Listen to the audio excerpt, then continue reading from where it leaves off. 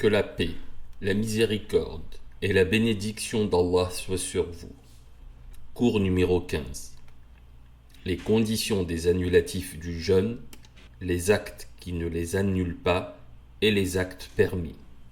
Après avoir loué Allah et lui avoir fait des éloges, puis prié sur le prophète, paix et bénédiction sur lui, sa famille et ses compagnons, l'auteur qu'Allah lui fasse miséricorde a dit: Mes chers frères, les actes annulatifs que nous avons cités précédemment, à l'exception des règles et des lochis, n'alternent le jeûne que lorsqu'ils sont commis par une personne savante, consciente et volontaire.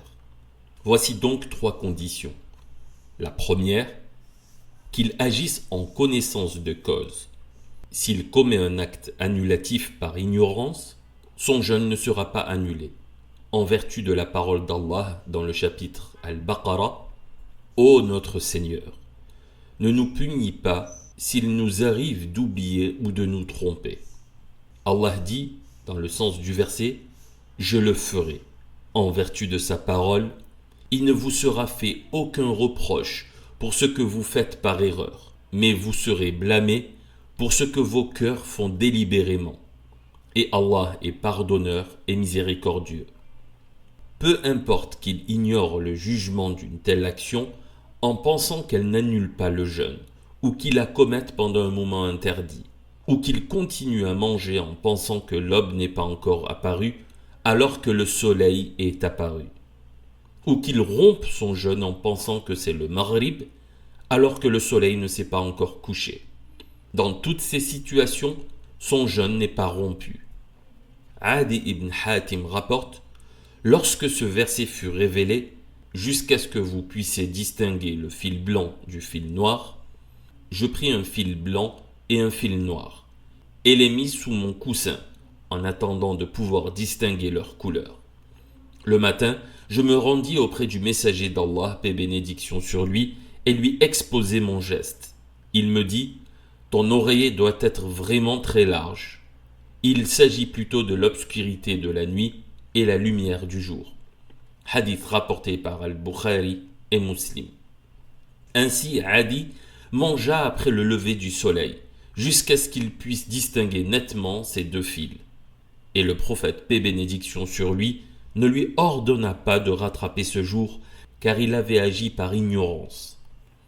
Asma bintu Abi Bakr, qu'Allah les agrée, rapporte: À l'époque du prophète, paix et bénédiction sur lui, nous rompîmes le jeûne durant une journée nuageuse, en pensant que le soleil était couché. Puis le soleil réapparut. Et elle n'a pas dit que le prophète, paix et bénédiction sur lui, leur avait ordonné de rattraper ce jour, car il avait agi en ignorant le moment de la rupture.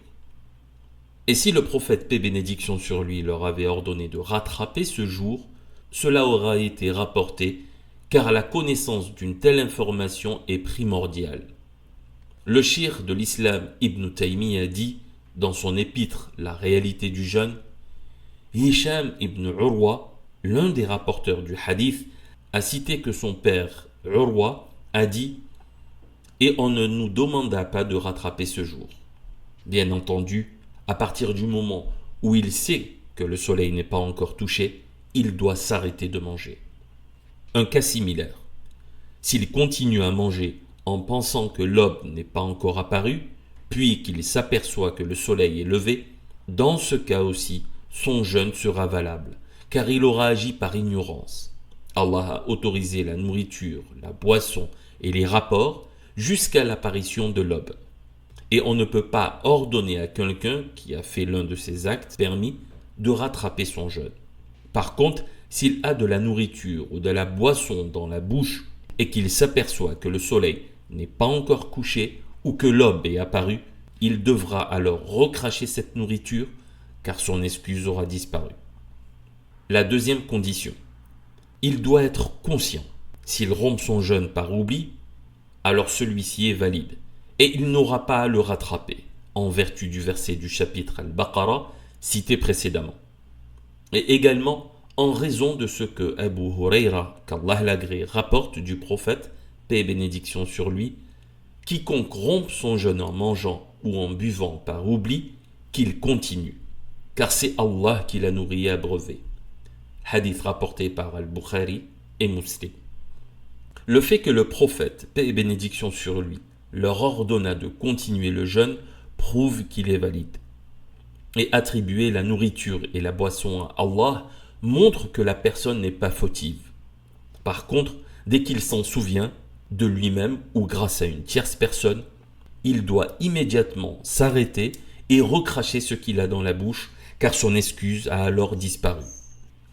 Quiconque voit une autre personne manger ou boire doit la prévenir, en vertu de la parole d'Allah, dans le sens du verset, et entraidez-vous dans le bien et la piété.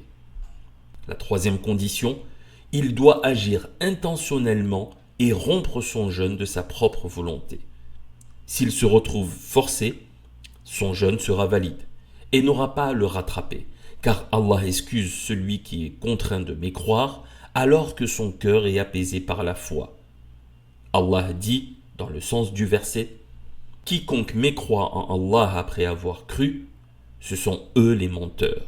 Mais quiconque y a été contraint alors que son cœur reste apaisé par la foi, alors nul reproche ne leur sera fait. Mais ceux qui ouvrent délibérément leur cœur à la mécréance, ceux-là auront sur eux la colère d'Allah et ils auront un châtiment terrible. » Si Allah pardonne à celui qui est forcé de prononcer une parole de mécréance, qu'en est-il alors de celui qui rompt son jeûne sous la contrainte ?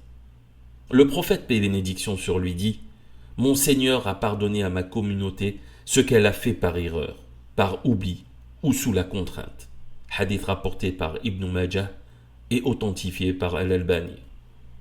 Ainsi, si un homme contraint sa femme à avoir des rapports durant son jeûne, celui-ci reste valable et elle n'aura pas à le rattraper, à moins qu'elle ne jeûne en sa présence sans son autorisation. Si de la poussière ou autre s'introduit involontairement dans la gorge du jeûneur, il n'aura pas à rattraper ce jour. De même, s'il avale de l'eau inconsciemment lors de ses ablutions, son jeûne sera correct et n'aura pas à le rattraper. L'utilisation du kohoul ou des gouttes oculaires pour les yeux n'annule pas le jeûne, même s'il en ressent le goût dans sa gorge, car ils ne sont pas considérés comme de la nourriture ou de la boisson et n'ont donc pas leur jugement. Il en est de même pour les gouttes auriculaires, pour les oreilles, ou pour tout autre médicament qui est utilisé pour soigner une blessure. Le cheikh de l'islam dit dans son épître « La réalité du jeûne », nous avons la certitude que rien dans le Coran ou la Sunna n'indique que ces choses invalident le jeûne. Le jeûne fait partie de la pratique religieuse des musulmans et chacun doit nécessairement en connaître les règles, qu'il fasse partie des savants ou non. Si ces choses étaient interdites par Allah et son messager pendant le jeûne, et qu'elles faisaient vraiment partie des actes annulatifs du jeûne, alors le messager d'Allah, paix et bénédiction sur lui, n'aurait eu d'autre choix que de les évoquer. S'il l'avait fait, les compagnons l'auraient su et ils l'auraient transmis à la communauté comme ils l'ont fait pour les autres prescriptions religieuses. Vu qu'aucun savant n'a rapporté une telle précision du prophète, paix et bénédiction sur lui, que ce soit dans un hadith authentique ou faible, directement de lui ou d'un compagnon, nous voyons clairement qu'il n'a évoqué aucune de ces choses. Quant au hadith qui est rapporté du prophète, paix et bénédiction sur lui, sur l'utilisation du khoul avant de se coucher, que le jeûneur ne l'utilise pas, c'est un hadith faible et rapporté uniquement par Abu Daoud et qu'il a lui-même déclaré mauvais. Puis il dit « Les règles qu'a besoin de connaître la communauté doivent obligatoirement être transmises par le prophète, paix et bénédiction sur lui, de manière claire et générale.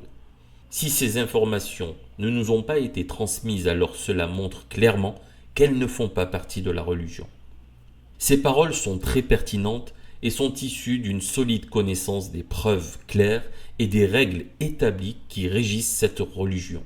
Le fait de goûter la nourriture n'annule pas le jeûne tant qu'on ne l'avale pas. Et il en est de même lorsqu'on sent du parfum ou de l'encens, à condition de ne pas aspirer la fumée de l'encens, car elle contient des résidus qui peuvent atteindre l'estomac. L'introduction de l'eau dans la bouche et son inspiration par le nez lors des ablutions n'annule pas le jeûne. Il faut néanmoins veiller à ne pas exagérer lors de son introduction dans le nez en vertu du hadith de Laqit ibn Sabira, à qui le prophète, paix et bénédiction sur lui, a dit « Accomplis parfaitement les ablutions, fais passer l'eau entre tes doigts et aspire vigoureusement l'eau par le nez, à moins que tu jeûnes. » Hadith rapporté par Abu Daoud et authentifié par Al-Albani. L'utilisation du siwak n'alterne pas le jeûne. C'est plutôt une sunna au début de la journée de jeûne et à sa fin, au même titre que ceux qui ne jeûnent pas. Le prophète, paix et bénédiction sur lui, a dit « Si je ne craignais pas de mettre ma communauté dans la gêne, je lui aurais ordonné d'utiliser le siwak avant chaque prière. » Hadith rapporté par Tirmidhi et authentifié par Al-Albani. Ce hadith est général, pour les jeûneurs et les autres, à n'importe quel moment. Amir ibn Rabi'a a dit « J'ai vu le prophète, paix et bénédiction sur lui, un nombre incalculable de fois utiliser le siwak alors qu'il jeûnait. » Hadith rapporté par l'imam Ahmed et d'autres, et jugé faible par Al-Albani. L'imam Ibn Hajar et d'autres estiment quant à eux qu'il est valable. Le jeûneur ne doit pas se frotter les dents avec du dentifrice, car il dégage une odeur forte et des résidus pourraient s'échapper dans sa gorge avec sa salive. Le siwak suffit amplement pour cela. Il est permis aux jeûneurs d'avoir recours à tous les moyens licites qui pourraient atténuer la chaleur ou la soif, comme se baigner ou autre. Un compagnon rapporte avoir vu le prophète, paix et bénédiction sur lui, se verser de l'eau sur la tête alors qu'il jeûnait, en raison de la chaleur ou de la soif. Rapporté par Abu Daoud et authentifié par Al-Albani. Ibn Omar, qu'Allah l'agrée lui et son père, mouilla un vêtement puis se le mit sur le corps alors qu'il jeûnait. Anas ibn Malik, qu'Allah l'agrée, avait un bassin en pierre qui était certainement rempli d'eau, et Allah est le plus savant, dans lequel il se baignait lorsqu'il jeûnait et qu'il souffrait de la canicule. Al-Hassan dit « Il n'y a pas de mal pour le jeûneur à se rincer la bouche et à se baigner. » L'imam al-Bukhari l'a cité dans son recueil authentique, mais sans chaîne de transmission. Mes chers frères, apprenez la religion d'Allah afin de l'adorer avec clairvoyance, car ceux qui savent et ceux qui ne savent pas ne sont pas égaux. Celui auquel Allah veut du bien, il lui accorde une bonne compréhension de la religion. Ô Allah, accorde-nous une bonne compréhension de notre religion et facilite-nous-en la mise en pratique. Maintiens-nous-y, fais-nous mourir croyants et rejoindre les vertueux. Pardonne-nous ainsi qu'à nos parents et à l'ensemble des musulmans par ta miséricorde, toi qui es le plus miséricordieux des miséricordieux. Que les prières et les salutations d'Allah soient sur notre prophète Mohammed, sa famille et l'ensemble de ses compagnons.